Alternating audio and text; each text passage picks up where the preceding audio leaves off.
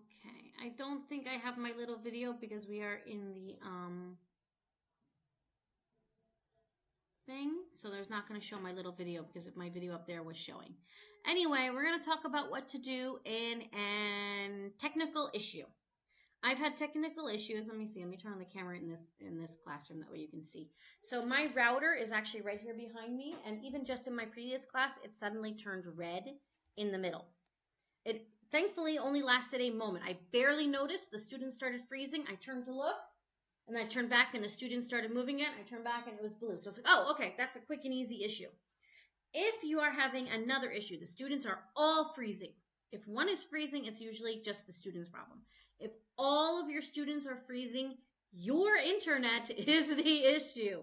I know people don't like to believe that. Oh, it shows full signal. Full signal bars is only what you are receiving, what's coming to you. It is not what is going out. Okay? So it's kind of important to check.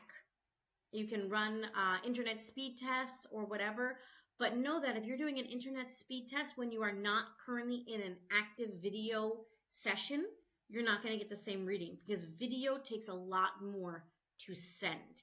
Also, just like a winter road in many places in America, there's speed bumps on the internet. It's not just a straight beeline signal. It's going up to satellites and back down, pinging all around. So there are speed bumps in the internet, which are called blips. And you may happen to just be on a route that's hitting more blips at the moment. So things that we can do to go around that is change signals, switch from your home Wi-Fi or to your cell phone's data if you can, if you have unlimited plans. Like in Taiwan, we have unlimited plans usually as the basis of everything. The other thing is maybe have multiple signals. Try VPNs because a VPN will make the signal ping off of different places. So put a VPN on. There are plenty free VPNs. There are paid for VPNs. Paid ones will usually be better, but you may not be able to afford that money-wise. So if you're having technical issues with kids freezing and stuff like that, and it's all of them, not just one, then you need to check your internet. If the student, only one single one is freezing or you can't hear them, there's the little power button here. Let me see. I can get the little drawy pen right. No? I can probably use this drawy pen. No, I can't use that one right now. Okay, I guess I don't have a drawy pen because I can't click these things right now, oddly. Anyway, there's, if you can see the little hand icon, there's a little power button looking thing on each student's video. If you click on that, you can say that you want to force the kids out and allow them to re-enter. That's what the option is for that. So click on the little power button and push them out so that they come back in. If something on the screen is being funky or messed up, you never, never, never want to hit the red end class button. That will literally end the class, like make it go bye-bye. It's over. It's done. It's gone. So we never, ever, ever hit the red end class button until the actual end of class. If you are having internet issues, one thing you can do is close the tab, okay, and then re-enter. Another thing is you can hit the refresh button and try to refresh the page.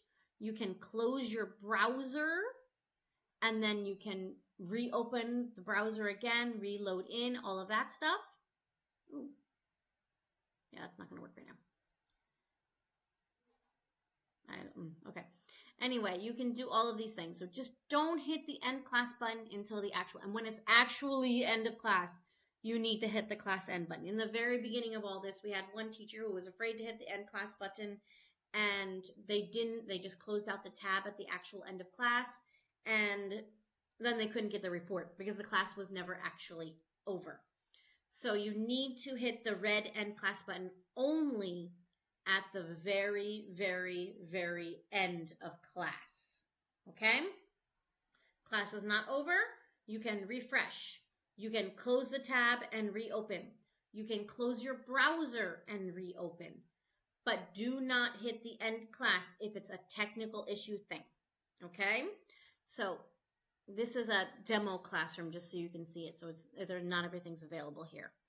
Okay? Let me see. This should continue onto this page. So again, If you hit the end class, then it should go into records. Oh, I cannot click on anything. Why? Doink. I should be able to click, but I'm not able to click. Class record, which will be the second tab. My Google Translate is automatically installed on my browser. It's like a widget, so it's automatically translating. If you want that, then you should do that. Go into class. Oh, it clicked now.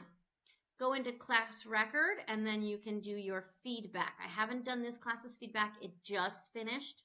So what it comes up like is this.